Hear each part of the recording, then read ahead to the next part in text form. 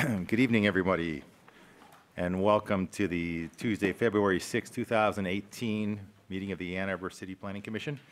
The Commission public meetings are held typically the first and third Tuesdays of each month, and both meetings provide opportunities for the public to address the Commission.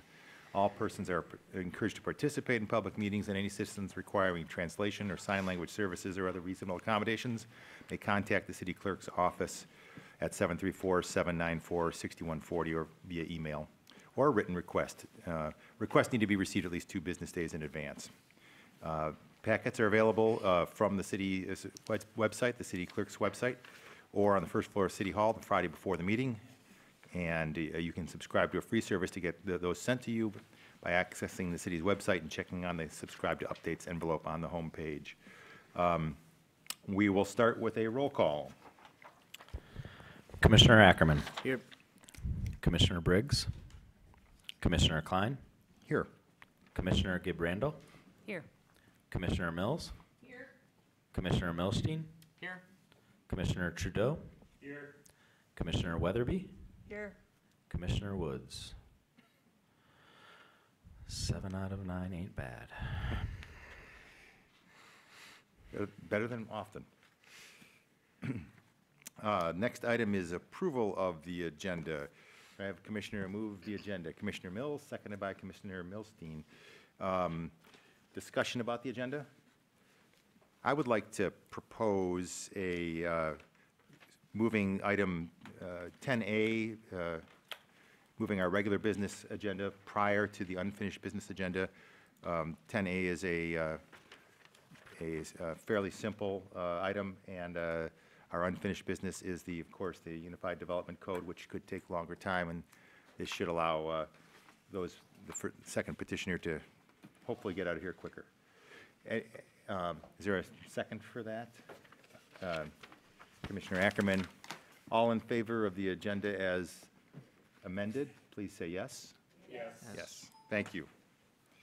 The next item is introductions, and we don't have any this evening. So we'll go on to minutes of the previous meeting. We have 2 packs, one from September 6th, 2017, and then January 17th, 2018. Can I have a commissioner move those minutes? Commissioner Milstein, seconded by Commissioner Weatherby. Any discussion about the minutes or corrections? No? Okay, all in favor of the minutes as posted, please say yes. Yes. Yes, great, that's everybody again. Item 6 are reports from City Administration, Council, Planning Manager, Commission Officers, Committees, and as always, we start 6A with City Council. Commissioner Ackerman. Thank you, Mr. Chair. While last night's City Council meeting went into the wee hours, it was relatively quiet on the land use side of things. The one site plan before us was the Rainbow Care Child Center, located on Nixon near Clegg Middle School. It has become clear that a document sealed by their surveyor was inaccurate and information was misrepresented to this body. The access easement to Clegg Street, which is owned by the Ann Arbor Public Schools, actually does not exist or is no longer valid, meaning this, pending any conversations with the school district, the site access that was put in front of us would not be legal. So City Council voted to refer the site plan back to this body because special exemption use, which you'll remember was paired with the site plan, is decided by this body. City Council cannot refer the special exemption use back to Planning Commission. I think I have the suspicion that I'm not alone, that my deliberation around the special exemption use was benefited by the context of having a complete site plan. So I'd be open to the idea of reopening the special exemption use as well, but ultimately that will be a decision for this body to make with the advice and counsel of staff. So the site plan is definitely coming back to us. The special exemption use is a decision we'll need to make. Thank you. Mr. Leonard? If I could just tack onto that, I think there is a lot of investigation to proceed as it relates to the easements associated with the property. There definitely is an easement that is provided to the benefit of the Rainbow Child Care. However, specifically upon the city's review, it does not extend to specifically the second curb cut that was provided on the site plan. That would be necessary to ensure access and reliance on that access. So that is probably the principal issue that we'll need to address, either in correcting the situation of that easement or perhaps considering an alternate arrangement. Thank you for the background on that. Is there any more from council, Commissioner Ackerman? Mr. Leonard, is there anything else from planning managers? Nope, no report. Okay. Well, I'm sorry, actually, if I could. I think it'll be of interest. An update on Lowertown, 1140 Broadway. The petitioner is coming back seeking to add conditions that tie the site plan to the zoning, the C1AR that was passed by this body and then council. The first public meeting is scheduled for this month, and the developer anticipates submitting those conditions to the city in March. So this is a positive step forward. It limits what the developer can do, and they're doing it voluntarily. So that will, of course, go through normal process as it is technically a rezoning, and will come to us eventually. Okay, thank you. Next is planning commissioner officers or committees. Is there anything to report from any of the committees or officers? I see heads shaking no. I don't have anything either. Our last ordinance revision committee meeting was canceled for lack of an agenda. And 60 written communications and petitions. As always, please review those that are in your packet, including there's a calendar of the upcoming month and communications from the community. Next item is item 7, audience participation. This is an opportunity for those in the audience that would like to address the commission to do so about any item that's not an agenda item on a public hearing. So not on the Unified Development Code or on the item 10A, which is 1505 White Street. But if there's anything else you'd like to address the commission on, please come up to the podium and state your name and address for the record. Okay, seeing no one, I'm going to move on to the next item, which is public hearings scheduled for the next business meeting. Is that, you going to read that, Mr. Leonard? Yes, for the next business meeting, we will have a landscape modification request for 2900 Huron Parkway. Prior to that, at the next working session scheduled for February 13th, I am anticipating 2 presentations, one following up on a planning commission request to bring the city's traffic engineer to talk about the method by which traffic studies are performed, how they're analyzed, what data is considered in that context. And we will also be getting a presentation of a potential alternative development concept for what you all know as the South Pond site.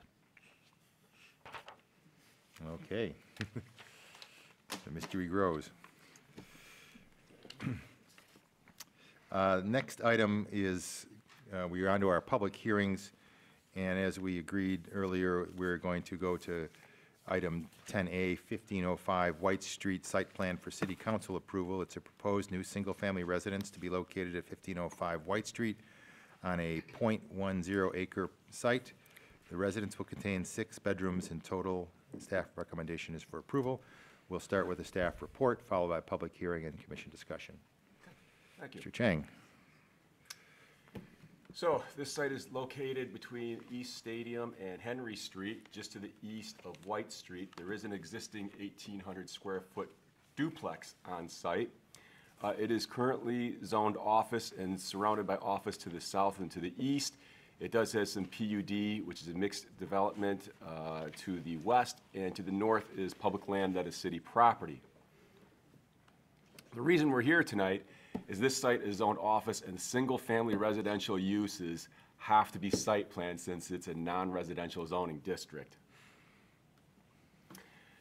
The petitioner proposes to demolish the 1,800 square foot duplex and construct a 2,500 square foot single-family home with 6 bedrooms, housing approximately 6 unrelated individuals.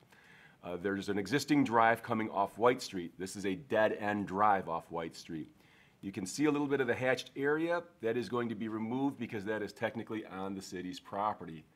The drive is also on city property, and as part of the approval process for this property, the city will draft a legal document, a license agreement to allow the petitioner to access the parking spaces which are proposed on the east side of the site, and you can see those 2 spaces on the east side.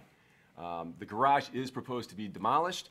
There was a corner of that garage that was on the city's property, so that addresses one of the issues. The site is below 5,000 square feet, so no stormwater detention is required. There's also no natural features that are impacted on site.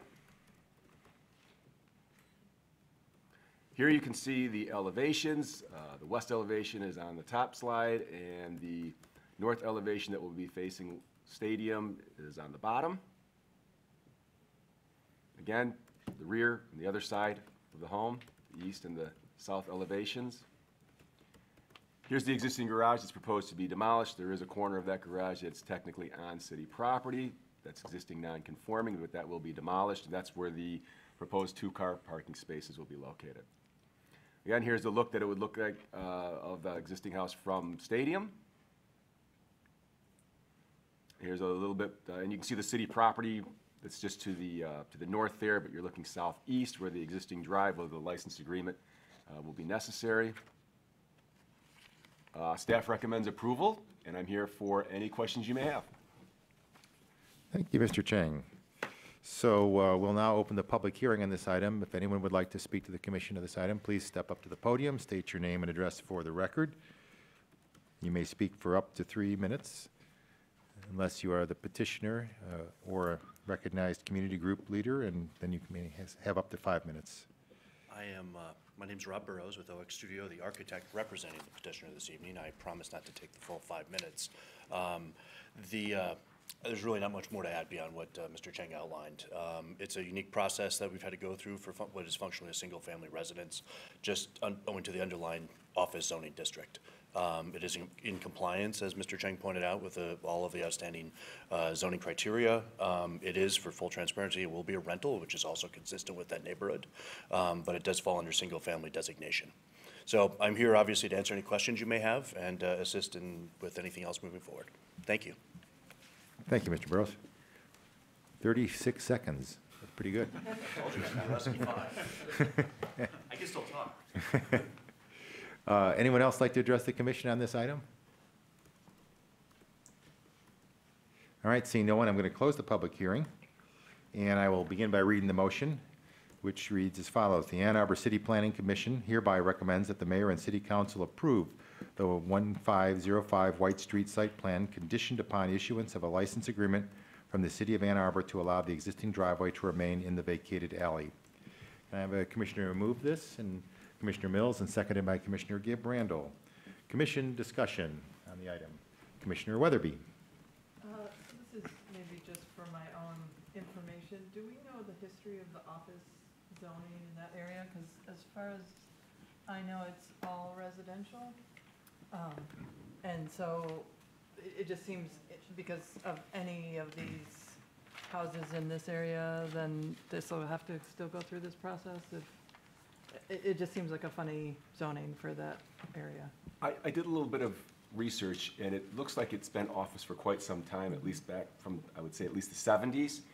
And I did notice that there were some, I believe there's a engineering firm just It's to the the surveyor's office, yeah. Yeah, Chemtech is over there, so there are some offices that were located there.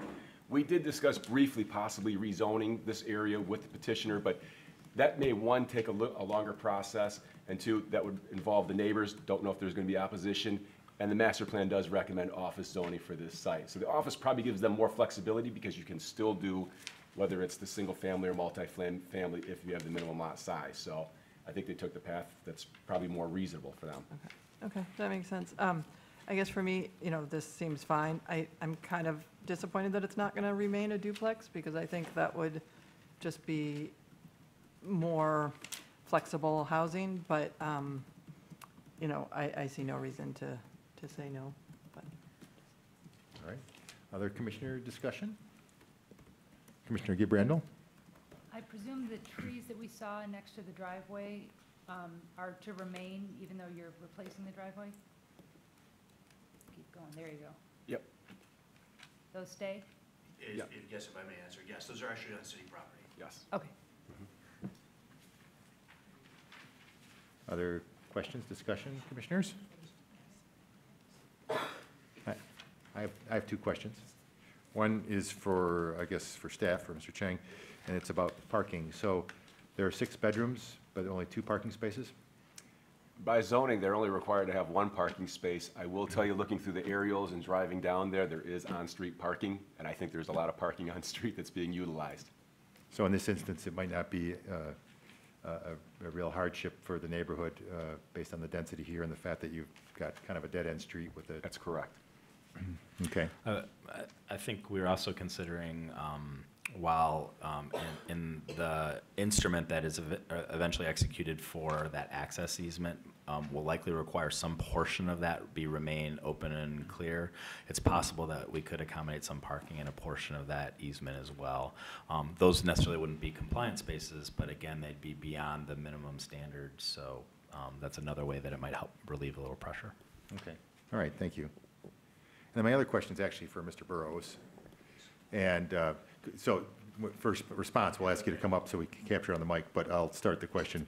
So I too think that, I think this is, I see no reason not to support this. However, the one thing that kind of bugs me a little bit as an architect is because the entry is facing north and the front of the building facing the street is west, it really looks like it kind of turns its back on the street. All you've got is the 4 little windows. Why did I anticipate you were going to ask that Well, I question, was, Mr. Klein? because you're a very smart architect and a good designer. So I'm wondering, did you give any thought to not necessarily moving the entrance there, because I see why you would have put it on the side so you can access both, and have the porch, but doing something to that west facade to make it feel like it's more addressing the street and not turning its back. It's an interesting question. It's one of the first design decisions we tried to work through. One of the primary rationales is, if you're familiar with the site, the site really does address stadium more than anything else. I know its technical address is white, but because of its dead-end presence, it really has almost all of its inflection directly towards stadium. So the north facade, in our mind, my mind personally, has the most street presence because that is the primary street that it's fronting from an overall perspective. I don't know what you're calling up, Chris, but. Well, just, look at all the other houses do face the Understood. White Understood. Street. And I grant It's not it is the intentional last turning one it on the back end. by And any stretch. this is not a neighborhood perhaps of, single family kids running around playing on front porches. So I get that, and it's and probably not likely to be that. It seems that part a little awkward. And I realize the site is challenging in that regard. It is. It's a very geometrically awkward site. Even the back corner of it is bifurcated because of the imposed stadium right-of-way that actually intrudes into the parcel. It's also very limiting in terms of the front access itself. There is by clinical definition, a 25-foot front yard setback. I think we get to about 20 feet 6 inches by averaging the adjoining properties. So we're actually within reason of being right up to that property line itself. On top of it all, the owner has the intent of actually keeping a portion of the existing foundation and working off of that backwards. So that kind of fixed our front lot condition too. Okay. Well, obviously aesthetics is not directly in the purview of the commission, but anything you can do going forward, I think, to help the building and even with the landscape address the street, I think would be seen as probably welcoming by the neighbors. The owner has redeveloped several parcels in town and has done a remarkable job with not just honing the architecture, but also creating a very nice walkable interface with the public streetscape. That's primarily through landscape and other interventions like that. So the owner's intent would be, well, obviously it's not part of our review tonight, would be to actually enhance that area, create a nice landscape hedge or something akin to that, that really creates more than just a lawn as a front yard. Okay. Well, But your points are very well taken, and they will definitely be noted and addressed to the owner, probably yet this evening. all right. We appreciate that. Thank you. Thank you. Any other questions or discussions? I think we're ready for, Commissioner Mills? Well, I Just wanted to note that I was going to ask a question about, I think the project is fine. I have no comments. I thought the same thing about not having an entrance on the street, but I understand the rationale for it. Mine was more because Alexis was here. I was going to ask how the setbacks are derived from Zorro, but I'll hold that for her maybe. So this is, again, just trying to make sure, because we're talking about UDC tonight, and I have the copy in front of me, I was trying to figure out how you arrived at how I would know you arrived at the side and rear setbacks in the O district, because on the chart for O district setbacks, I can't quite read that. Well, Chris, why don't you go over how you evaluated the setbacks for the property? Okay, so in the current ordinance, when it's zoned office, you're gonna go through an exercise, taking it back, then it's gonna probably flip back to R4C, which then flips back to R2, which then, because it's a single family, is gonna flip it back to R1C, which gives you the 5-foot sides, averaging the front, 30-foot rear. I'm gonna hand it over for Ms. Delio to explain how she would find that in the UDC. Thank you. Well, you would look in the non-conforming section, which is, starts on page 229. You don't have to follow along, but you would look in the non-conforming, use the table of contents, look in the non-conforming section. I'm going to skip to page 229 if you happen to have a copy. And then the non-conforming lot section, which is 5.32.3. And C is a non-conforming lot in a mixed-use district, which office would be in the mixed-use category, may be used for any permitted principal use in the O district. So for the uses, go back to the chart. E says, structures on non-conforming lots shall conform to the area height and placement standards for the zoning district in which it's located, unless the ZBA grants a variance in accordance with the variance procedures, with the following exceptions. In the R4C district, something, something, and in the R2A district, something, something. So it doesn't qualify for exceptions. The setbacks of the O district would need to be applied, or they need to get a variance. Okay, so I did the right things. I think one of the things is if I look at the chart, which my version is a little old, but it's page 64, which is the table 517-4, which is the mixed-use zoning district dimensions. Mm-hmm. For the side and the minimum side and minimum rear, I've got the B and C notes. It's not it's not abutting a residentially zoned land, right? Correct. Correct. Correct, so that one doesn't apply, otherwise none. Plus 1 foot of additional setback for each foot of building height above 30, so that's none. Yeah. So I would have assumed the table to say 0. Yes, so that, well, so the zoning ordinance would allow you to have a 0 lot line building when you're not abutting residential. But there are other factors that go into play. If this building would like windows on its sides or rear, they will have to set back to meet the building code requirements. Right. If they would like a driveway along their side, they will have to voluntarily set back to accommodate those other features that they want.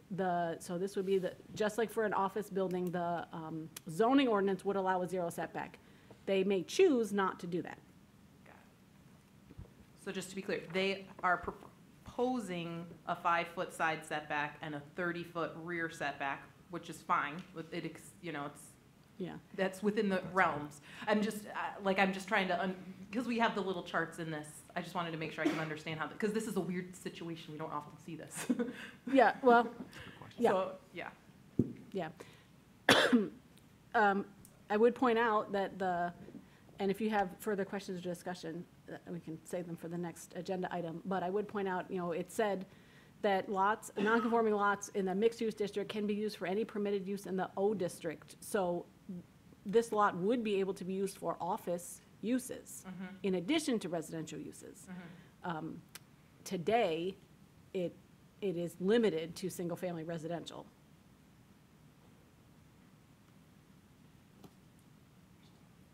So that's another change. Yeah. Okay, got we'll talk about it then the next one. Thank you. Did that take care of your questions, Commissioner Mills? Any last questions, discussion? Okay. All those in favor of the motion as read, please say yes. Yes. All opposed? So it passes unanimously. Thank you.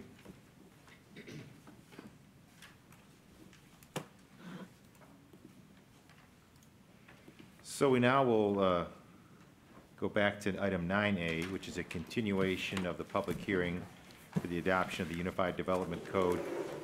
I believe there's going to be a update from staff. Is that correct, Ms. DeLeo? Yes. So I will not read this whole thing again, paragraphs of amendments and section numbers and colons, but we'll let you give us the update, and then we will reopen the public hearing, or go back to the public hearing, and then go back to commission discussion. Sure, thank you. We are, my co-manager Kevin McDonald and I are here tonight again to present a staff report for the Unified Development Code. This is includes amendments to repeal some sections of Chapter 47 and the entirety of Chapters 55. Hold on one second. The repeal certain sections of Chapter 47 and the entirety of Chapter 55 zoning, Chapter 56 prohibited land uses, Chapter 57 subdivision and land use control, and the attached land development regulations and attachments A, B, C, and D. Also, Chapter 59 off-street parking, Chapter 60 wetlands preservation, Chapter 61 signs and outdoor advertising, Chapter 62 landscaping and screening, Chapter 63 soil erosion and sedimentation control, and that should be Chapter 104 fences. We will be adopting Chapter 55, the Unified Development Code. For a content comparison, I've got the current codes listed on the left, and they match up to the UDC, which has 8 articles. Article 1, general provisions, 2, zoning districts, 3, use regulations, 4, development standards, 5, administrative bodies and procedures, 6, nonconformance, 7, enforcement and violations and penalties, and 8, definitions. The UDC has several important features that were goals from the outset of this project. It is a single chapter format. It contains a use table and not flip back style or just text style for the uses. It has a comprehensive index in the front. Each page has a navigation bar in the highlighted circle. That's an example of the navigation bar. You'll be able to find where you are in the code on any page. It has clear section and subsection titles. All terms are capitalized. This is the precursor to perhaps one day having a hyperlinked code, but all defined terms are capitalized, and it has some graphics in it, something that I believe no chapter currently does. No chapter also has an index or a navigation bar. We have, first and foremost, this was a goal to reorganize the 10 chapters of the city code. That's why it was called the Zorro Project for Zoning Ordinance Reorganization. But when combining that much text, there were times that we had to do some substantive changes out of sheer necessity. We had to address some gaps in coverage. We had to address some overlaps in coverage. We also updated the code where needed to reflect current practice, or if we were out of compliance with state code, state law. I would emphasize that our practices were not non-compliant. Our practices were compliant, and we always did whatever was necessary regarding state law.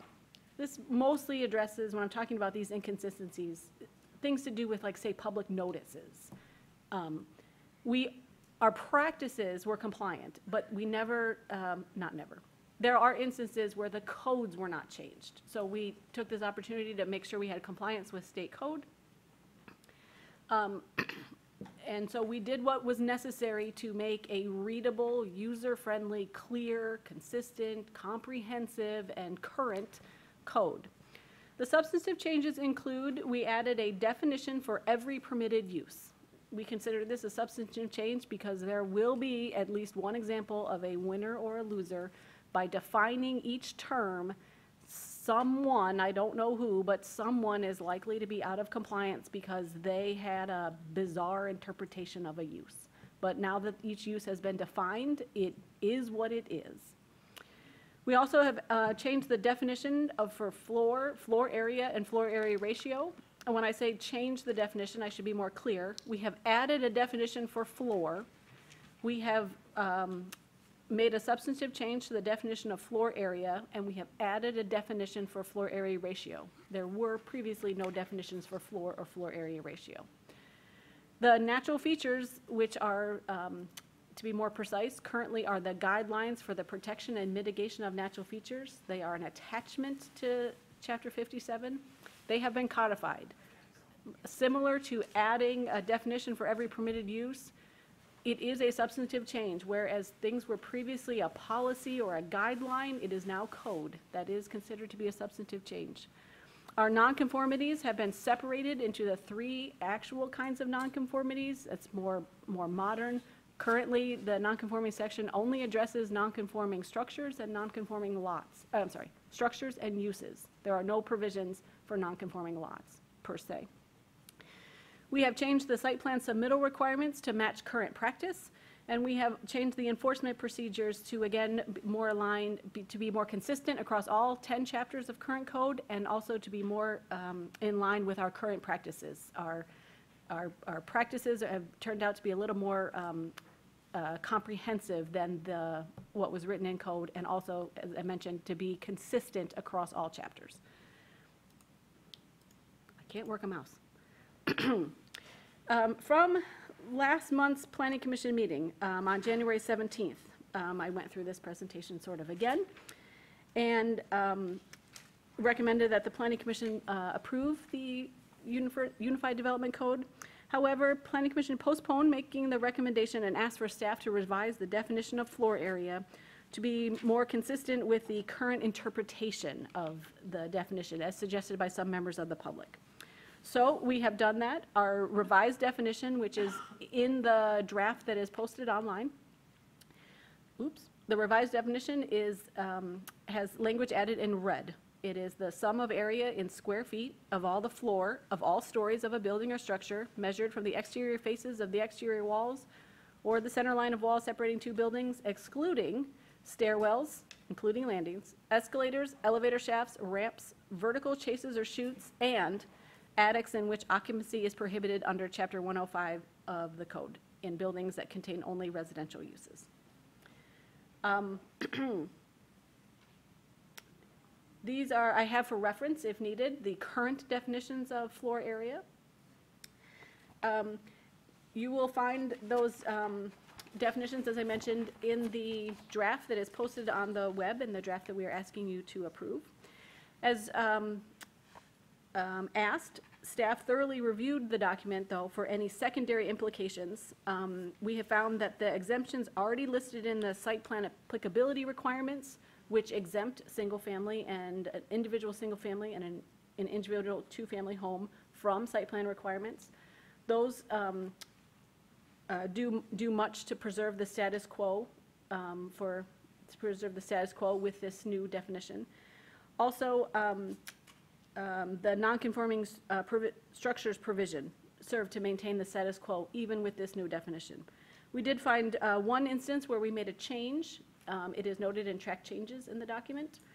In the R1E district, we switched the word from single-family dwelling to principal building, so that a garage, which is an accessory building, is not included in that 2,000 square foot limit in the R1E district.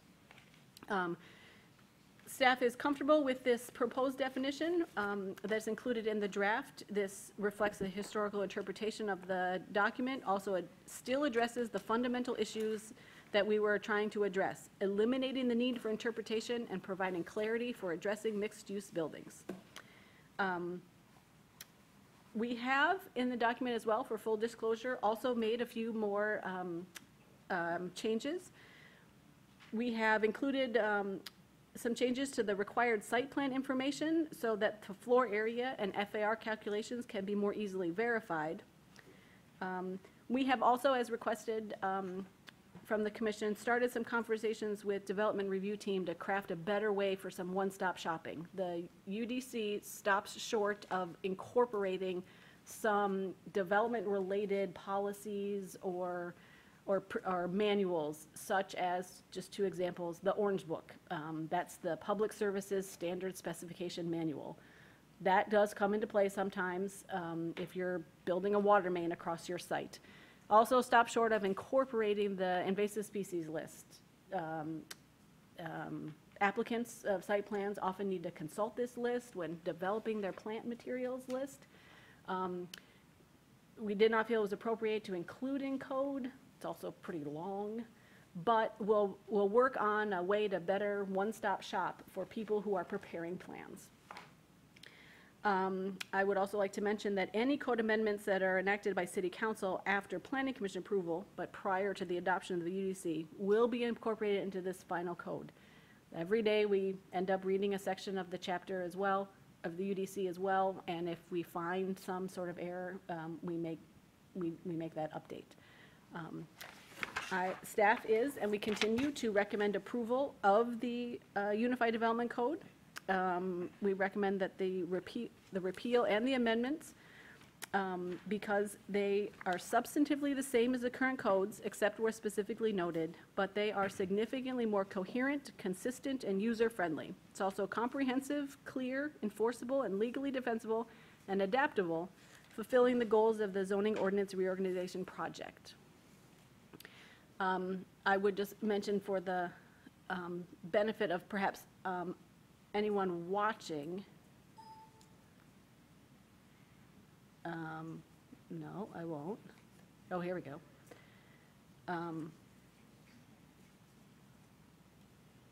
For anyone watching, there are 3 articles that are going to be most interesting, interested for you, and those likely will be Article 3, the use regulations. This is what answers what can I do with my property? What is the permitted uses?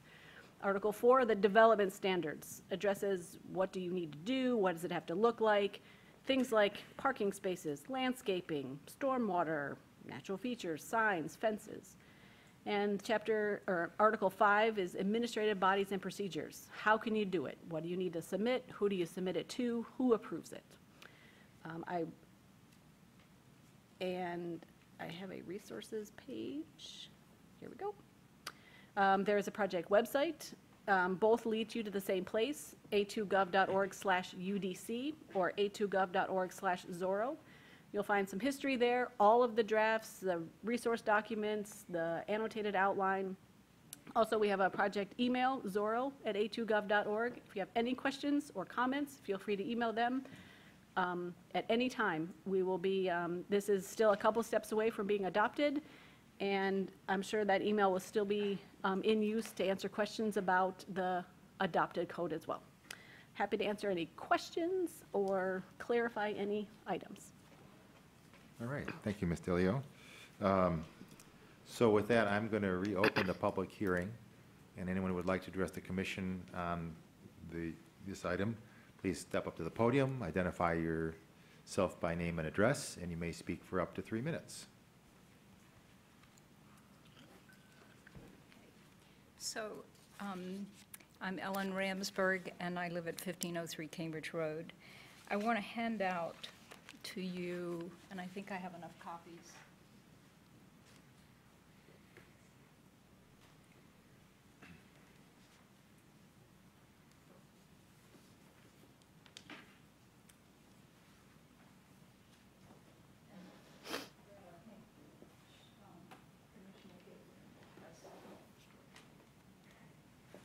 So these are comments that Wendy Carmen, who is probably one of the most knowledgeable zoning and planning and Board of Appeals people that I know, and I think most of you have probably worked with Wendy at some point. She was on the original committee when Zorro was first started in 2009, and then that committee was sort of dissolved. And so one of the things that I'd like to speak to you tonight about is to allow a little bit more time for the public involvement part of this. I've not been able to attend any of the public meetings or the information sessions, and from what I've heard, that's pretty common, that you've not had a very big turnout. And so what I wanted to say is, how much public involvement would you like for this to have? And I'm concerned that having 2 people at a public hearing or 5 people at the most at a public hearing is really not adequate for a document that's as important and as large as this one is. There have not been really any newspaper articles about it. The ability to compare the old regulations with the new is difficult, even for people who are zoning planning nerds. But so I'm asking, listening to Commissioner Mills' question tonight. We've heard little discussion from you all about it, about your reactions to it. I think that the public needs to hear more discussion from the planning commissioners, as well as, I mean, staff has given a lot of information, but there's still lots of big question marks with this document, and I really do hope that you will slow down and let this phase work out a little bit more before it moves on to, before you recommend that it go on to City Council. With the possibility of changes that clarify, I'm sorry, I want to read it, but all the changes that are substantive in there, that we have, that the public has difficulty finding and understanding, I really just think that you need to give the public more time and more ways to understand those substantive changes than have been done thus far. So I hope you'll listen to that tonight. Thank you. Thank you.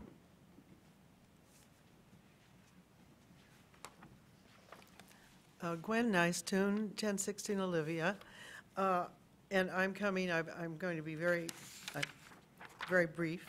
I have 2 things. One is kind of backing up what Ellen has said, and that is, I really think you should continue this hearing because, and here are reasons, along with other volunteers, I greatly appreciate the draft UDC and that it's a massive effort. Anyone who has worked with interpreting or developing parts of the 11 chapters that are combined into one realizes how difficult it is. I believe the proposal to do this major project dates roughly to 2009. I found my computer a copy of the first public draft dated July 2012. There was also this committee, which then apparently dissolved. At that time, it was described as combining material from the chapters, but not making changes. It was to be all a combination of these chapters. And everybody was supportive, and I'm supportive, and I congratulate all of the work that's been done.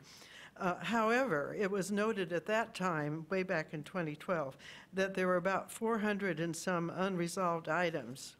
Then, from the public's point of view, like me, years passed.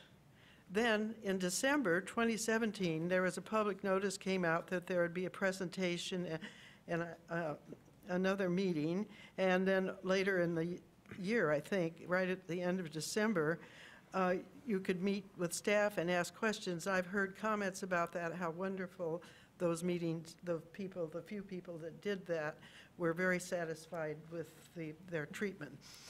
The last half of December, however, for the main rollout of this is not what you'd call the best time of year for people, for the public, because almost all of us can't make it or they're out of town. Then, and it's the size of this project and the few people that are knowledgeable about it, you didn't get a very big turnout. The new draft has many, many amendments to previous language, many changes that may be substantive. Compared to public input on like D1, D2, or the R4C efforts that didn't get resolved, there's been nothing from the public on this. This is the reason that I think you should give a little more time for the public to look at it and try to analyze it. That's the one question. The second thing is I wanted to see where the changes are without, a page of 10 items with about 4 thick or 5 big footnotes. It's beautiful amount of work, tremendous amount of work, but you can't read it. I want to see what's out and what's in the form so I can see what's been eliminated and then what's been added on this sheet. Thank you. Thank you.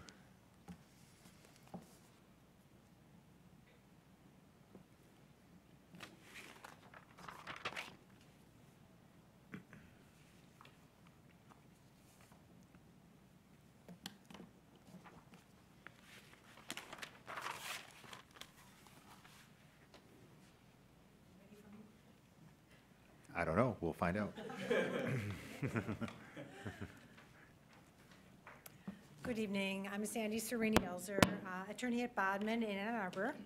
And I'm here again this evening representing my client, Circa Trova LLC, and its manager, Howard Fracey. So I appreciate the work of the Planning Commission and the staff in proposing revisions to the definition of floor area, consistent with the way it's presently interpreted. We reviewed the proposed definition and have a couple of suggested changes. I incorporated some changes in a short memo I sent over to the city attorney and planning commission and staff, which I hope you all have. I have copies if you need it. I just wanted to briefly explain what those exclusions are. We're suggesting that in addition to this nice exclusion for stairwells, escalators, elevator shafts, and ramps and chases, the definition of floor area also excludes such things as trash and recycle handling in storage rooms, and also below-grade custodial maintenance and storage rooms, electrical or HVAC equipment rooms, elevator, mechanical rooms, water meter and sprinkler, valve rooms, and related below-grade hallways and access areas to these spaces. We believe that these spaces should not be counted in the floor area calculations because they're required for proper building operations and therefore could not be converted to habitable space. We think that excluding these areas is consistent with the current practice of the Planning Commission and staff. So we're asking you to clarify the definition of floor area consistent with the current practice by excluding these trash recycle areas and the below-grade custodial, electrical equipment elevators, and below-grade hallways and access areas, as well as the stairways, elevator shafts, and ramps. Also, I think one clarification to what you have existing now in your proposed definition and what we're proposing is to make sure that it's clear that the escalators, elevator shafts, and vertical chases in all buildings, and the same with the trash recycle areas in all buildings, so that it's distinguished from the exclusion for the attics that only apply in residential buildings. So just wanted to ask that clarification, and thank you very much for your time. Thank you. And I don't see anyone else in the audience here to address the commission. So I'm going to close the public hearing, and I will start by reading the motion, and then we'll continue. Actually, do I need to read the motion? Since we had it open, we didn't close the public hearing? The motion is not changed, I don't believe, so. I don't think it's necessary. You've read it before. I think in the staff report it articulated that it is approving amendments to Chapter 47 and then the repeal of the chapters listed. For members of the audience, we also have copies of the staff report if you'd like to see the specific language in that motion as well. All right, and I'm going to save us all that. We'll go on to the commission discussion. And I don't know if anyone wants to start. I have a couple of questions, but I'm certainly willing to. Commissioner Ackerman, would you have your hand sort of up there? Sure. It's good to see the ward well represented. In terms of process, I don't think it's unreasonable that you would want more time to review. I can't predict the future, but in your eyes, worst-case scenario, if this were voted to move to council, there would be a time lapse there, as well as a first reading, and a month later, a second reading. And I think this body would be willing to ask staff to perhaps do another office hours in those times, so that in that minimum 6-week lag, we could walk you through where there may be areas of confusion. Anyone, open office hours. So, And if I could just jump in addition to the office hours, we have also made a standing commitment to set up appointments with individuals who would like to pose those questions. So you feel free to, whether it's you or anybody else, feel free to email the addresses provided. We're happy to arrange that. Sorry to interrupt. yeah, no, thank you for the clarity. I say that just because this body, as it exists now, has been discussing this off and on for over a year, since even I joined the commission, particularly those members of the Ordinance Review Committee. And again, I can't predict the future. I don't know if we're going to postpone because there are issues that need to be raised. But before any of that conversation happens, I just wanted to reassure that there's going to be opportunity to both give input to staff, learn from staff, and also communicate with the representatives who are going to eventually pass this. So with that, I guess I want to move into the substance. I think I'm going to predict Chair Klein probably has some questions about floor area, particularly with respect to vertical circulation. I just wanted to clarify based on some other comments from the public tonight. As zoning code is enforced today, and emulating zoning code as enforced today is one of the primary goals of Zorro. We currently do separate out residential and non-residential floor area. And so with respect to vertical circulation, things like escalators, stairs, elevators, the way that when developers put forward the percent of floor area that is part of vertical circulation, we're only taking that out for residential uses currently. Non-residential uses like office space vertical circulation would still count towards their total FAR, correct? Or their total floor area, rather. Sorry, I went the wrong way.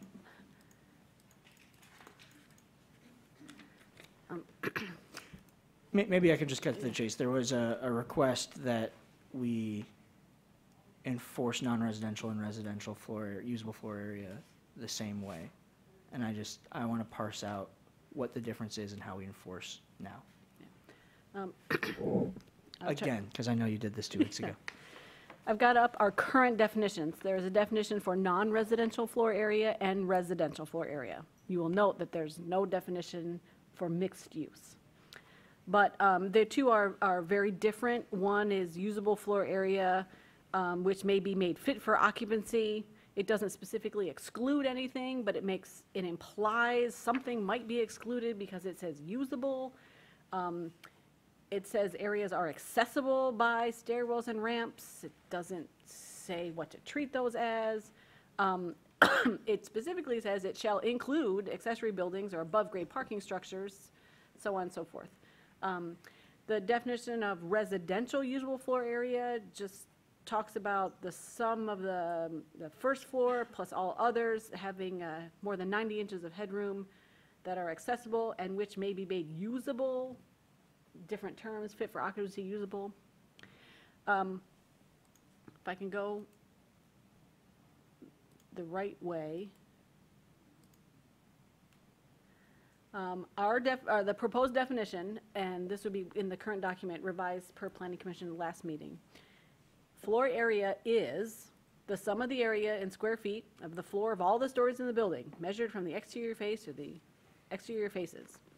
It excludes and these are, so they're specifically called out.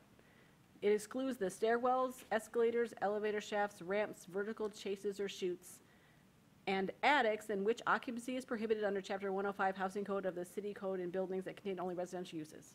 And I said it like that because we have made, as my coworker Kevin McDonald can attest, we have had an army of legal interns go through the document for the Oxford comma.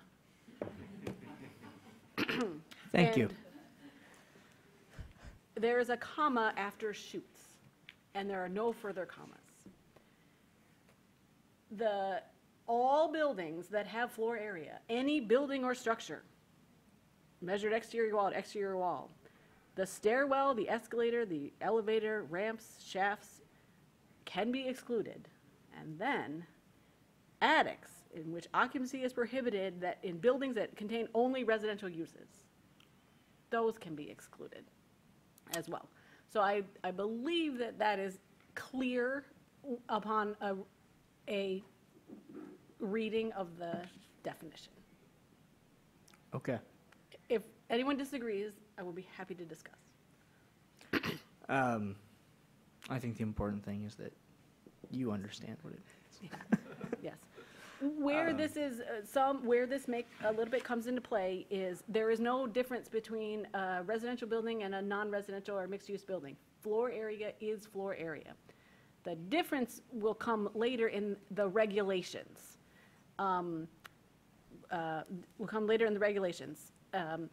Residential buildings and residential zoning districts do not regulate floor area. They regulate the number of dwelling units. So this will mean that someone's single-family home on Maple Street, you'll be able to calculate floor area for it, but it won't matter because the regulations are based on dwelling units per acre.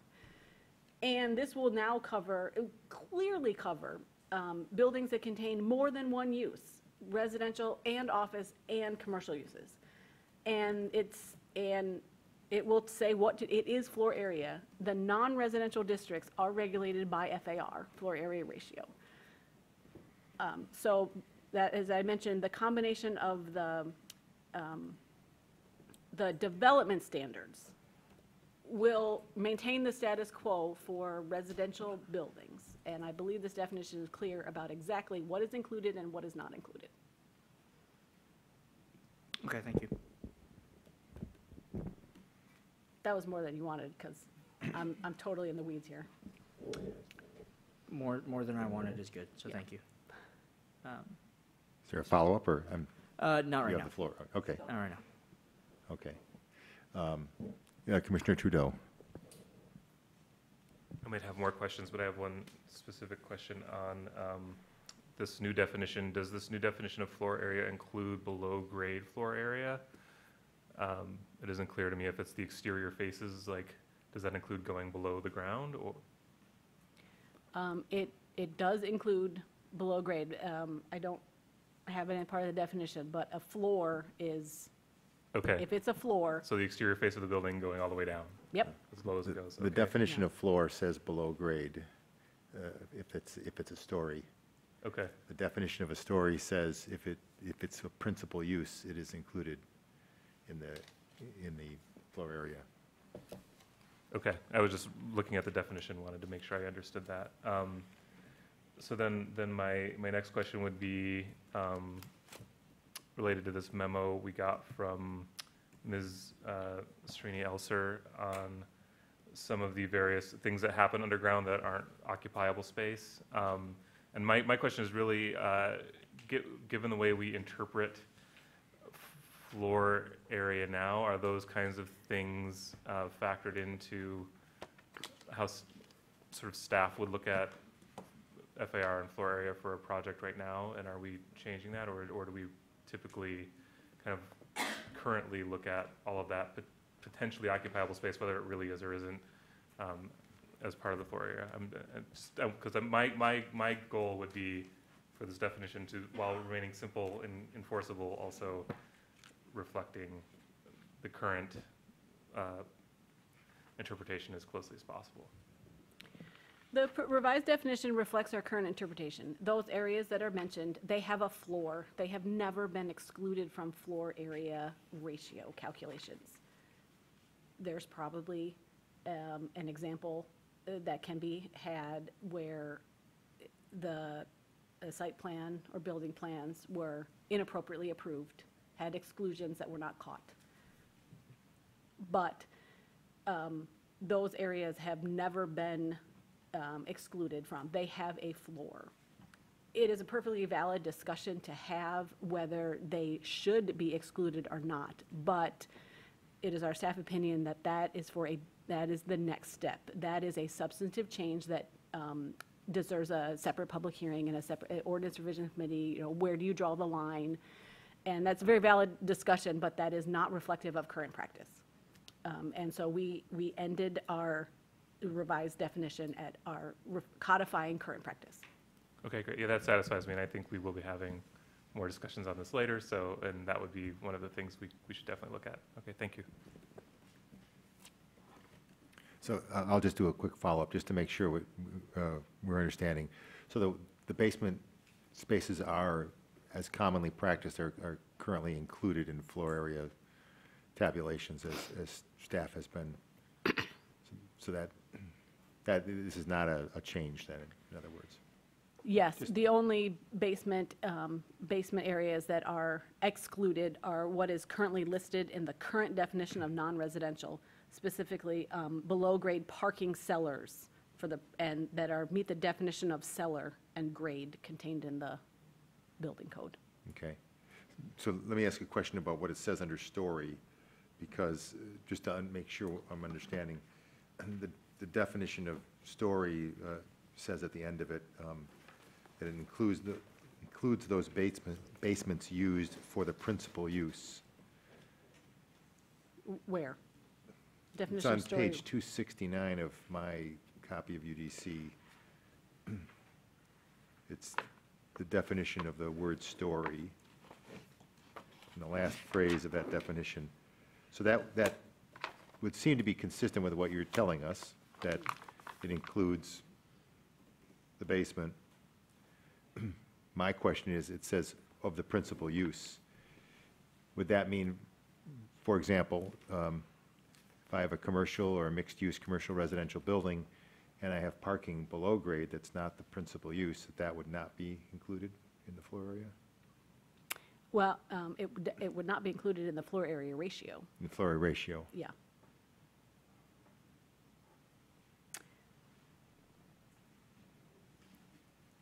But if it was, and hypothetically, you wouldn't be putting residential or commercial below grade, but if it was a basement with the principal use, then it would be included. It would be. Okay.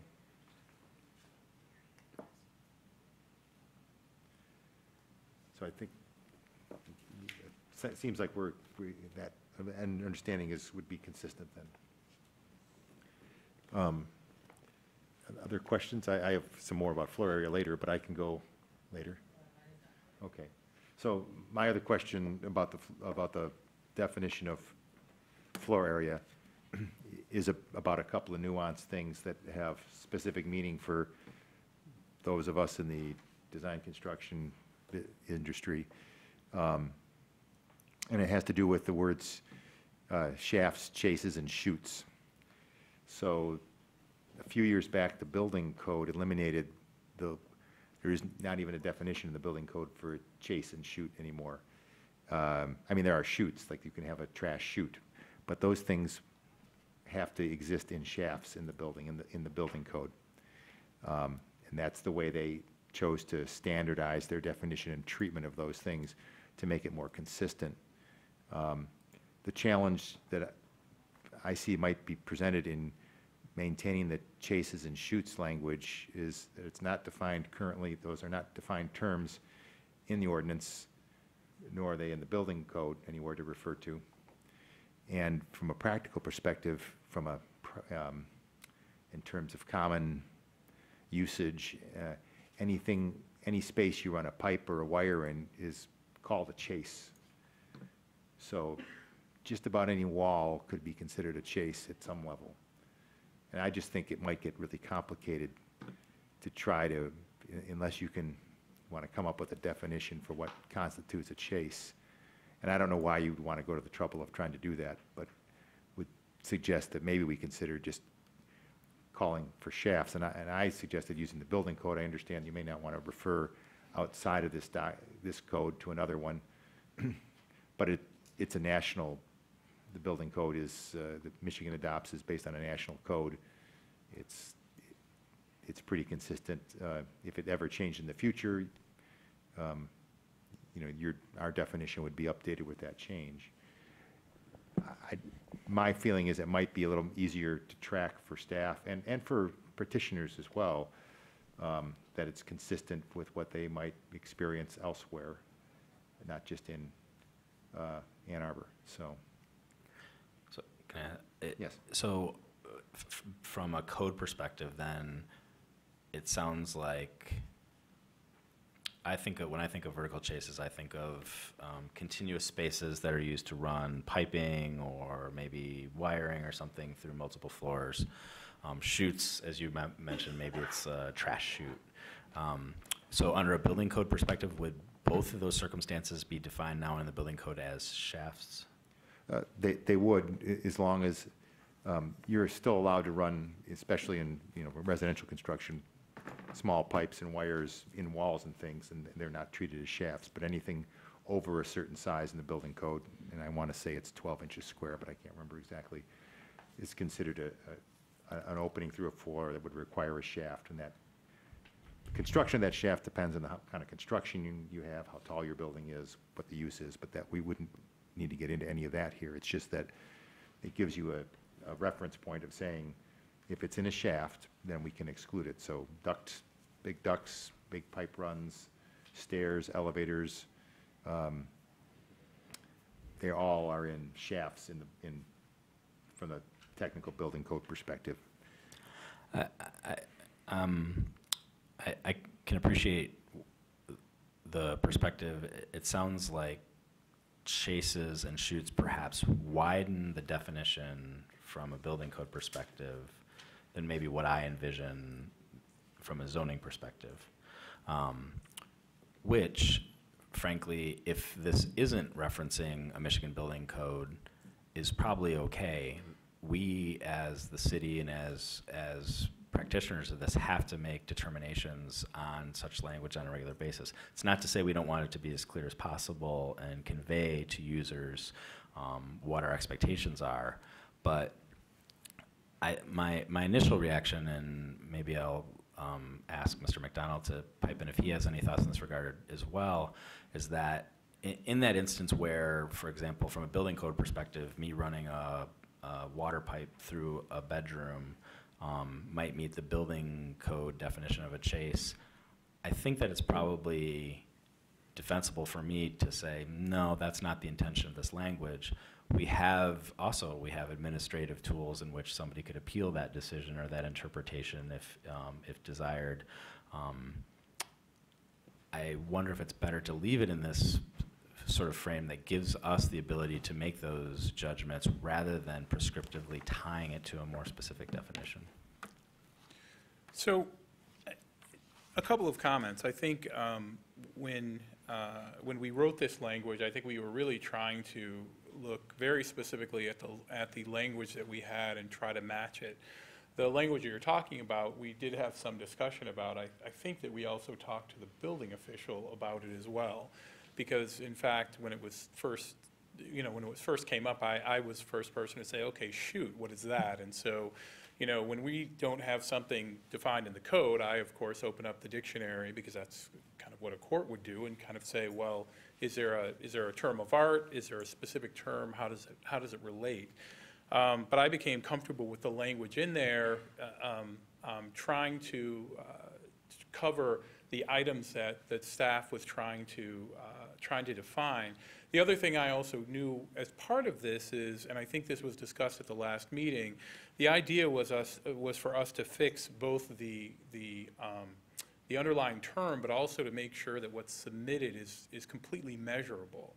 And so there's two other changes that Alexis noted, where now not only is a developer going to have to submit sort of a chart showing what the floor area ratio is, what the total floor area of the building is, meaning just the area that you're not included. So we're going to have both numbers, right? We're going to have both the kind of the gross and the net, if you will, of the floor area, but they're also going to have to show on their plans what they're including, what they're showing. So there's going to need to be floor plans showing generally how they calculated it so that it'll be something that's measurable. And so it won't be staff sort of guessing what they've included. It will be very specific because they're going to be able to look at sort of these plans to show, you know, shaded or unshaded, what exactly is included. Those two things, I think, will allow us to always have some complete consistency on what's included, because staff will have a very specific ability to address what's included and make sure that it meets the requirements. So I guess I'm not concerned about, you know, walls or other things kind of being included, because it'll be relatively obvious from the plans that are being submitted. That's not to, I mean, honestly, for me, the way that you're approaching it is kind of a different approach.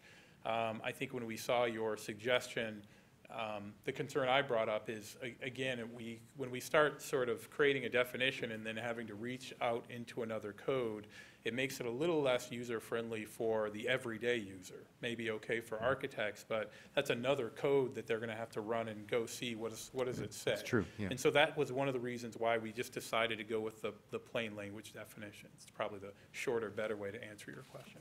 Okay.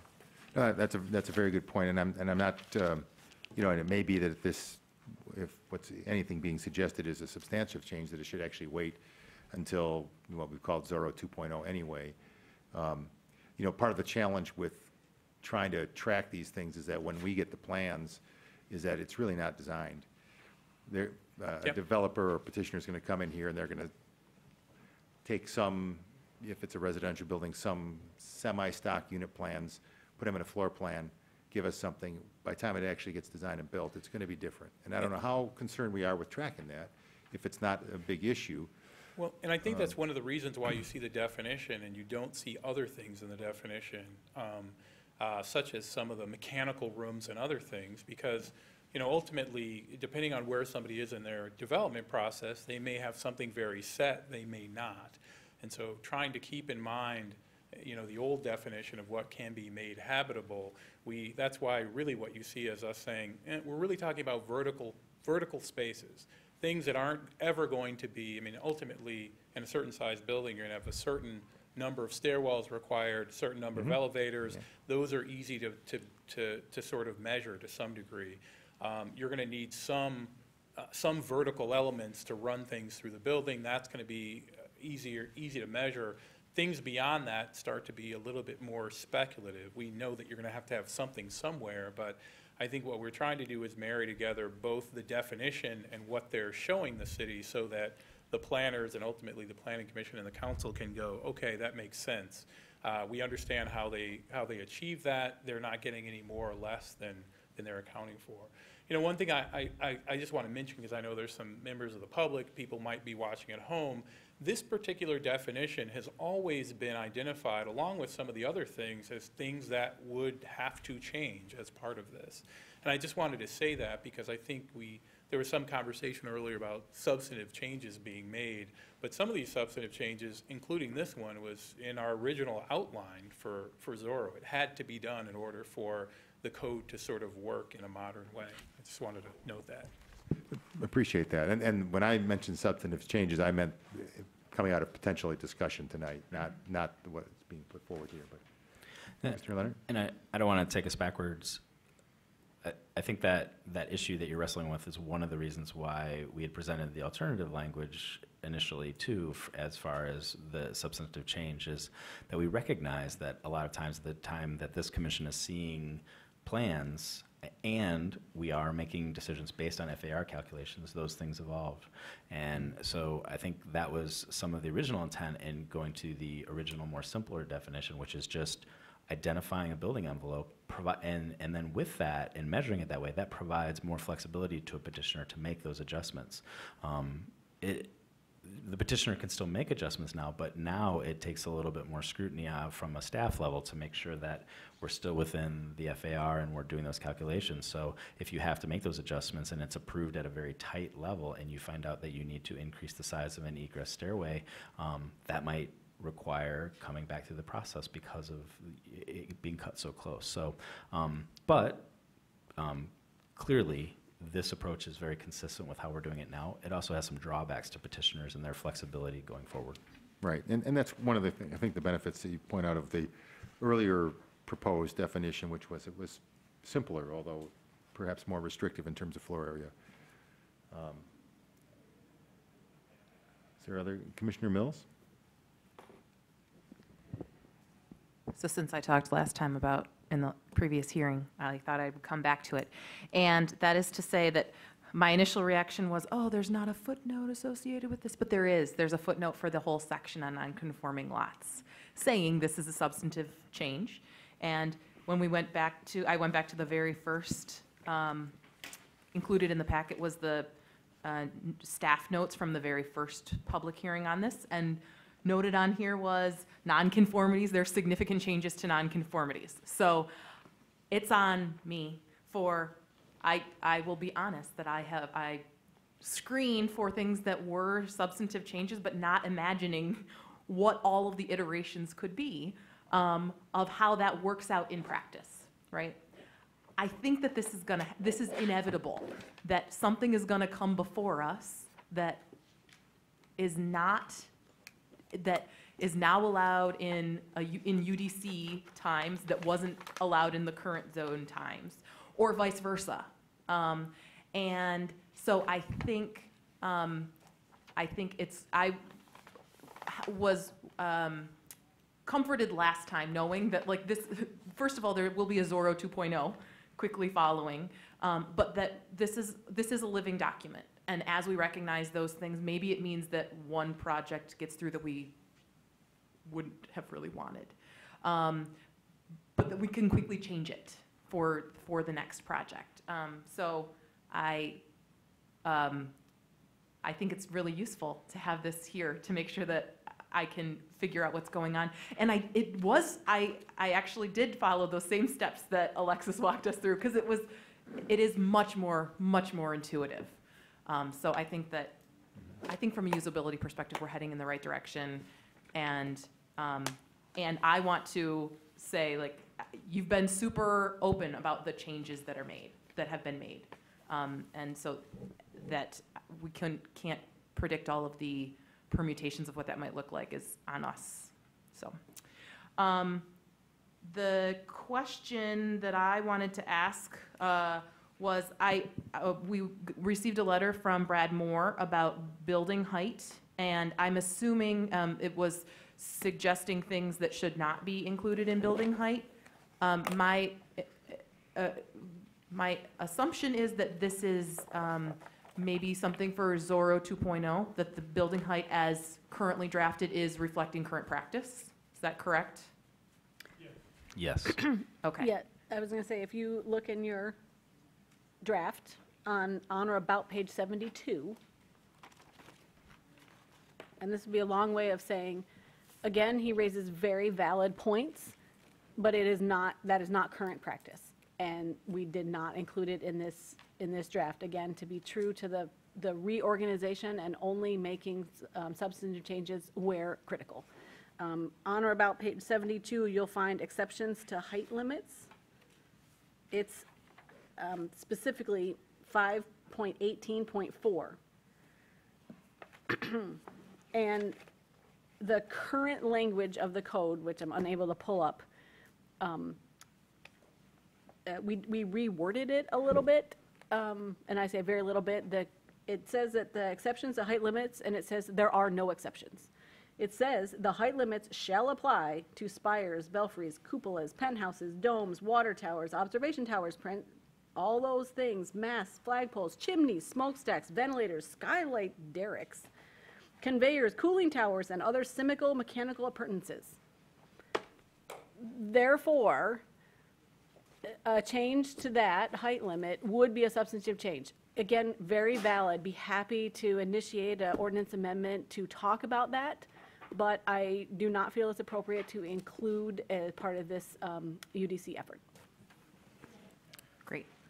I think I was just going to say the same thing. I mean, I think throughout the process, there are just areas of our code, and I think we now know what they are, quite frankly, that are just a little rougher than other areas. There are other places where People want substantive changes because the thing that we have in the code right now simply is just not practical. And it doesn't match probably what would be the practice around the country. This would be one of those, the latter case, where at least in my 14 years here, we've seen people kind of complaining about this a lot because it doesn't look like what it would look like in most communities where you have some exceptions, but this is one of the times where it's simply just a code change, and we weren't trying to do that as part of this process. So that's why that was actually brought up earlier, probably a couple of years ago, as a change, and so that's why that change is not included. But I think it was important to kind of say that because I think now the great thing about this process is we now know where the code is a little rougher and it's a little bit out of step with probably modern code practice around the country. Great, thanks. I also Thank you. wanted, oh, sorry. Go ahead. I also wanted to point out, because I assume Mrs. Potts is listening tonight too, that we got her letter too. I did try to look up the two things she asked us to look up: open space and see if we could find it in Zorro, and ZBA, and see if you could find all the things associated with that, just to make sure I'm finding the right things. ZBA seems to be mostly in Article 5. And it's not all together. It's first you talk about what ZBA is, and then you talk about the processes, and then how appeals work. So, but it's all there in Article 5. And in the what is it called? Appendix. It's not an appendix. What it's at the beginning. What is it called? Index. Index. Thank you. It's late. It's getting late for me. In the index, I didn't see open space, but it's within the use tables. Individually, or the, where you have this area placement, Yes. area height and placement, Yes. because it's only in those districts where you regulate it, Yes. right? So it's not necessarily, open space isn't regulated necessarily in residential districts. So is there anything else that I'm missing on open space, just to make sure that I got the right places? I'm not sure what Ms. Potts' intended answer was, but I believe that you're very much on the right track. Open space is a regulation. For example, you can't look up what's my front setback in the index, but you'll find open space as a use in the use table. There are some districts where open space is allowed, I think for the public land. Anyway, you'll find open space in the dimensional table, in the area height and placement tables, because some districts require a percentage of open space. You'll obviously find open space in the definitions. There's a definition for open space and active open space. And you'll probably find some references to open space. As an aside note, one advantage of this document is that you can use a find feature like any PDF. You can't do that now. But you'll probably find open space sprinkled in among the site plan requirements, show your open space, sort of that sort of thing. So it's throughout the code, but perhaps as it should be. It's addressed in the spots where it needs to be addressed. Okay. Thanks. Commissioner Weatherby. So I think I have questions on this, and I think a lot of the people in the audience and sending us letters have questions too. I am very sympathetic to the idea that while we're rushing this and that there aren't a lot of people who are commenting or who are involved, my personal opinion is that staff has been really great about being open, that stuff has been published, but people aren't paying attention because they don't know how it's going to affect them. And I think that this may affect people significantly. I think we've had developers here who are, who have staff and who are really paying attention and who really know how this is going to affect them. I think individual or homeowners associations or individual landowners are much less involved in this right now because they don't know how the changes might affect them or if there are going to be changes. So I don't know that we'll get a lot more people. I don't know that putting this in the newspaper, unless we have something that's with a contentious headline is necessarily going to get a lot more people. And I don't know that we want to do that, to kind of force people to pay attention. But my question, I guess, for staff is, how is this? We talk about, okay, we might find something that doesn't work the way we want it to. But there are certainly, we can't just make a change on the fly if something doesn't, once it's accepted. What can we change, what can't we change? Because there could be thousands, if not more dollars, on the line. There could be, like, what are the things that we can change easily, or what is the process? Because if we talk about Zorro 2.0, my guess is that's not going to be next year. That's going to be 2 years from now. Or so what can we change? How can we change it? And because I think there's going to be a lot of things, hopefully not too many, but some things as we get into this. Well, I think, I think as we've said, this is designed, and certainly with floor area ratio, certainly with the fact that we're making a change, but this is designed so that, most homeowners, there would be no change. And hopefully that's the case. And I think I said this before, if something was to be submitted to the city and we would discover that there was something in Zorro that was inconsistent with how the city expects sort of the zoning and development to move forward, then we'd have some options on dealing with it. And I mean dealing with that. Essentially the city can change the zoning at any time. Not saying that that's always a good idea, but if there's some type of a situation where something was changed, the city, I guess, on one level could pass a moratorium. We simply could, as somebody's even getting approval, we could just go and change the zoning and tell people we're going to change the zoning. I think one of the things that we have to do is treat this, as I think Commissioner Mills said, it is a living document. I will say this, though, too. We're at this stage in the process. I think people have kind of said that, there's some people who have stated that they have some concerns about lack of public process. The interesting thing is some of the things people talk about, we can't control. We can't control articles in the newspaper. We put out a press release. We publish a schedule. We do gov.delivery.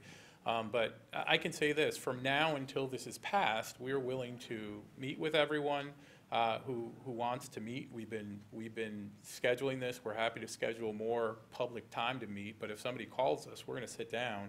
Somebody submits items to us, we are going to look at those items. We're willing to certainly take on and see if anyone makes any suggestions and they make sense. Certainly council still has the power to put those in the document. We will continue to do proofreading and other things up until the time this is approved. After it's approved, I think with any very large code change, I believe this is 270 pages, there will be some period of time in which we will see what happens, and if there are changes that need to be made, I imagine there will be technical changes. More things that need to be fixed, small things, and I think we will try to capture those as we see them and bring them to you in groups, I'll just say, depending on their importance. If there's something that we think that is that has to be changed immediately, you're going to see it immediately. Otherwise, I would imagine that, and I'm not going to say because we don't know until we get started, will it be 3 months or 6 months in where we might find that there are technical changes that need to be made to the code. We would bring those to you in a group.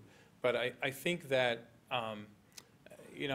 there's really no other way for me to say this. If somebody comes and and we expect that they would be able to do something, and they expect to be able to do it, and it's not in the code, then we would work as quickly as we can to make that happen. And if it's a prohibition, it's really the same thing. And I think the city has some tools to deal with that. In some ways, I guess I'm less concerned about it because I might be closer to the code than you are in a way, since we've been working on this for so long. But I think that we just have to continue to kind of look at that and evaluate as we go forward. But certainly there's no idea that we're going to be sort of creating any great zoning rights that aren't there now, nor taking any away. The idea was to try to keep this along a narrow path with the knowledge that we'd have to make some changes. But I think as Alexis says, you know, I think looking back at the history of our codes, every time there's a very large code change like this, there are things found in the months and years later that just need to be fixed. In the same way that we find things in our code now that we're not changing because we know this effort is going forward. But I think it is a living document, so I just think that we just have to be prepared to do that. And as any issue that comes forward, we're just going to have to let you know and ultimately let the council know if they have a decision to be made on where that stands in terms of our code. Okay, thank you. So I think. I would only add very briefly, I think there's a distinction between Zorro 2.0 and then fixes and corrections. The Zorro 2.0 is more of a want. That's where we will address through the standard ordinance revisions process how we want the code to read or change. But we will be, as Kevin said, sort of triaging and handling case-by-case basis anything that we discover that needs to be fixed or corrected to keep with the original Zorro concept. If there's something that comes up, we'll triage it. Say we find a few more minor things that are really not substantive, but need to be fixed, might wait, hold on to those, batch them up together.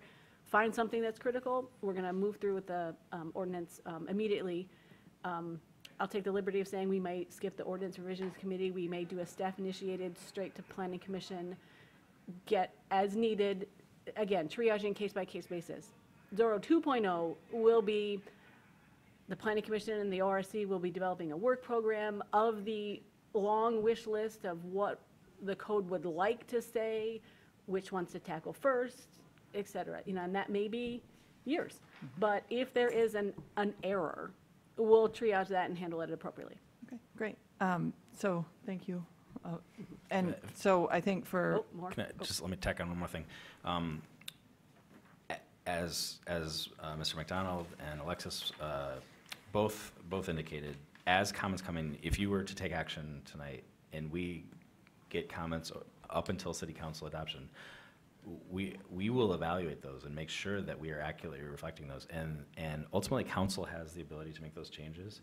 And I'm comfortable telling you that because our advice to them is going to make it faithful as possible to our current ordinance standards. But just to be clear, once council adopts it, we are in that process of triaging and identifying and we will go through the process, and we will do that expeditiously if we identify problems.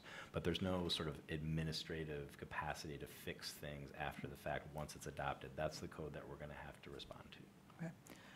So I guess for my part, for anyone watching, people in the audience, all of us, if you think that somebody doesn't know about this who should, neighborhood groups, or tell them now, because I think that is probably more effective than any other way we're going to do this, because I don't think there is a great one-size-fits-all way of letting people know that this sort of thing is going on.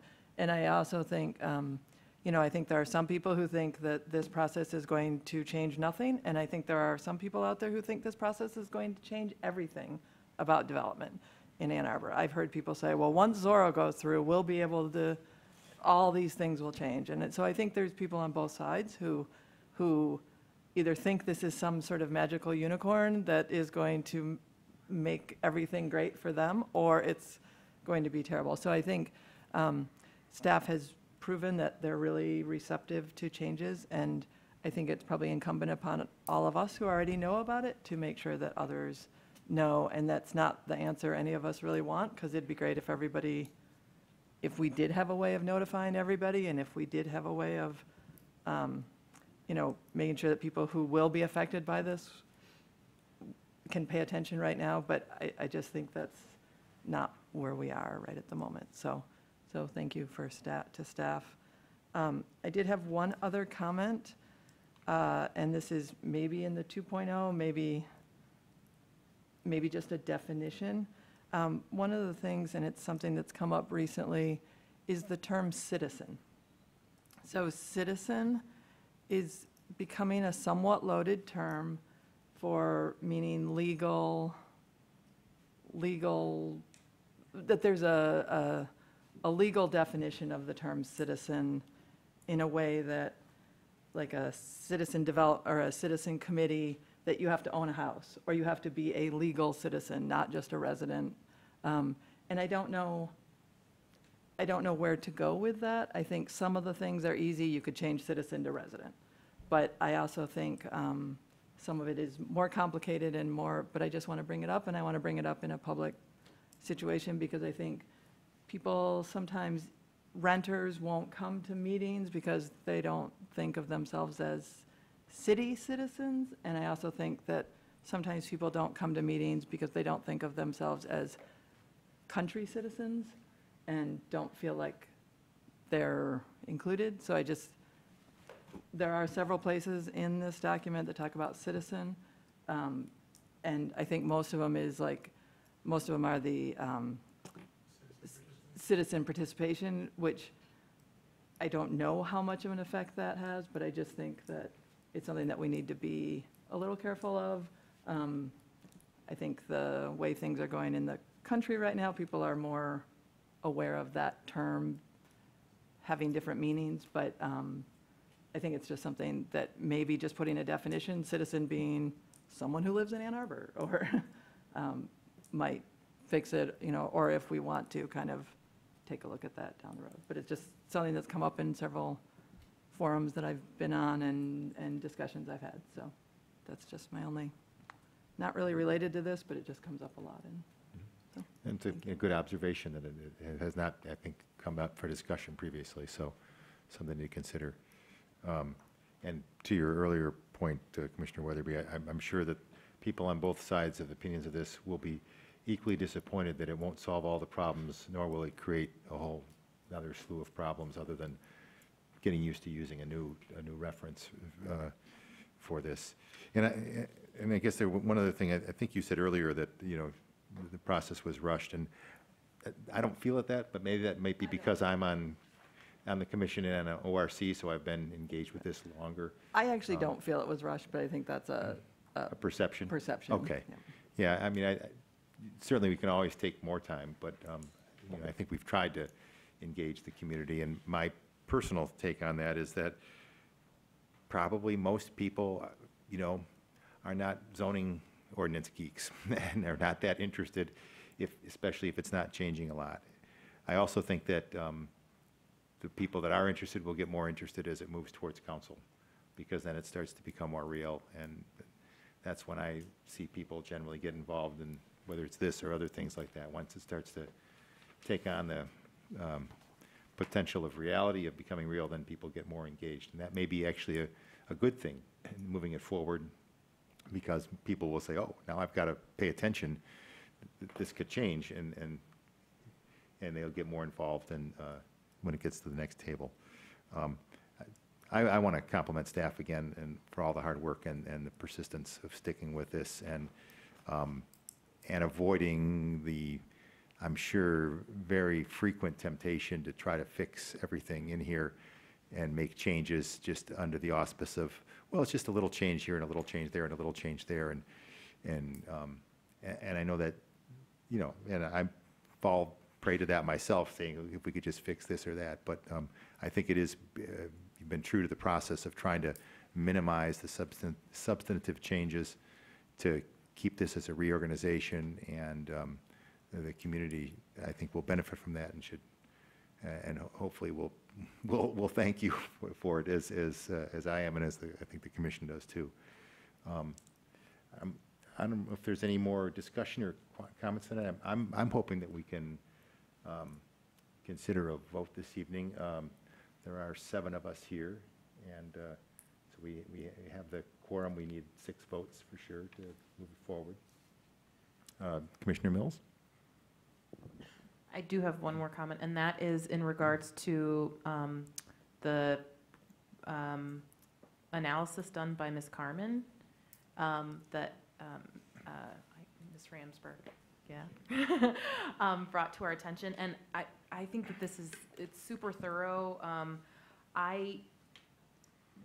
take it that staff will take this, like they take any of the other comments and see what is omissions of words that ought not to have been made, or what is reflective of current practices? Is that right?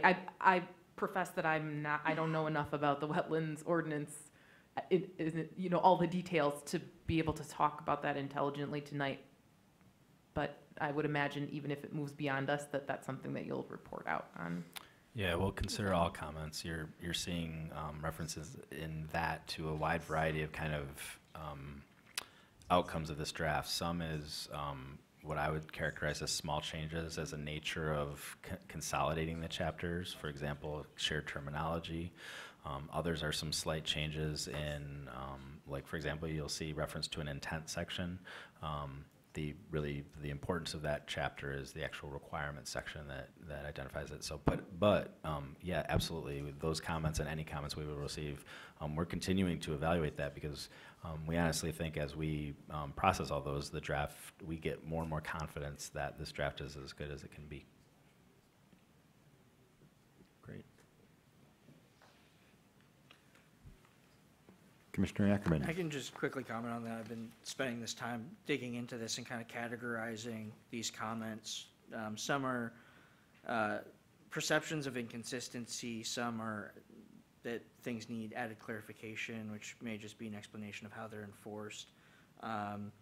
Some are missing, and I went back and took a sampling of them, and the majority of anything that's inconsistent between Chapter 60 of code that exists today and the UDC as it is now, there's a theme around kind of the consolidation of some definitions, which I think is better and more streamlined. That said, there are there is a copy edit that absolutely needs to be made, and so things like that I think deserve some attention, even on the ones that aren't quite as tangible. I think there's more conversation that can be had there, and I would encourage members who are concerned about Chapter 60. I'm happy to sit down and talk through things, and I know staff is as well.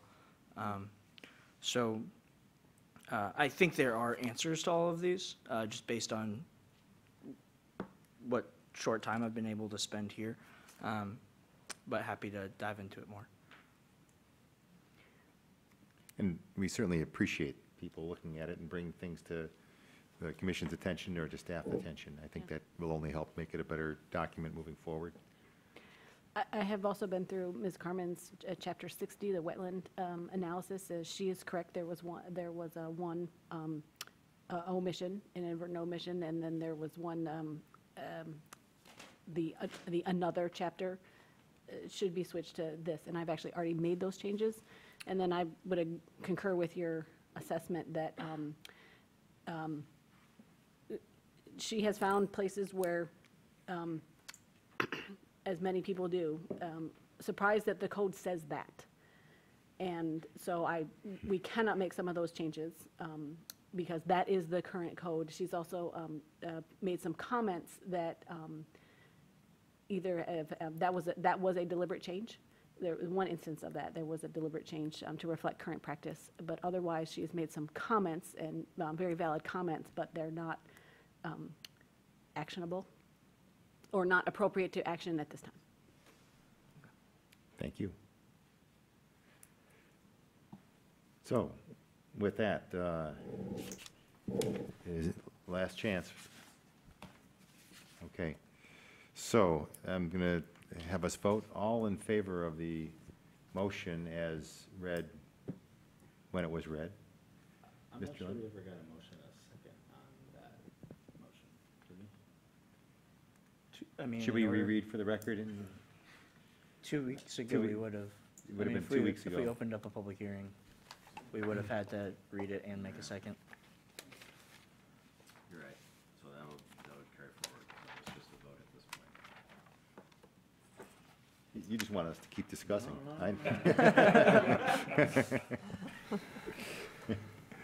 All in favor of the motion, please raise your right hand and say yes. Yeah. Yes. All opposed? It passes unanimously. Thank you, everyone, for very diligent discussion and listening. Congratulations. And thank you to staff again for all the years of hard work on this. Yeah, and my personal thanks to Alexis and Kevin. They have done just the level of persistence and fighting back and pushing back with, you have no idea, as articulated, the desire to fix everything, and they've been really steadfast in bringing this to a conclusion. So a very impressive effort. Indeed. We've got a couple things left on the agenda tonight. The next one is item 11, audience participation. This is an opportunity for anyone in the audience to address the commission on anything at all for up to 3 minutes per person. So anyone who'd like to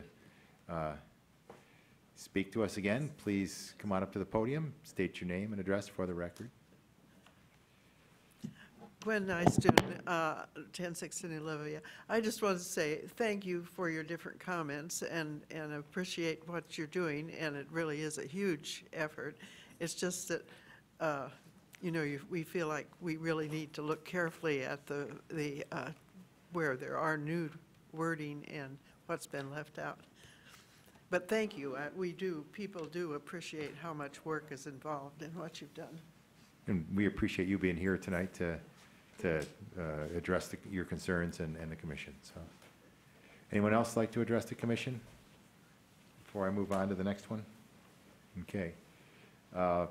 Item 12, commission proposed business. Is there any business commission members have? Looks like not. I feel the same way. It's cold and we've talked a lot. Item 13, can I have a motion to adjourn? Commissioner Mills, seconded by Commissioner Gibb Randall. All in favor, say yes? Yes. Yes, we are adjourned. Thank you all.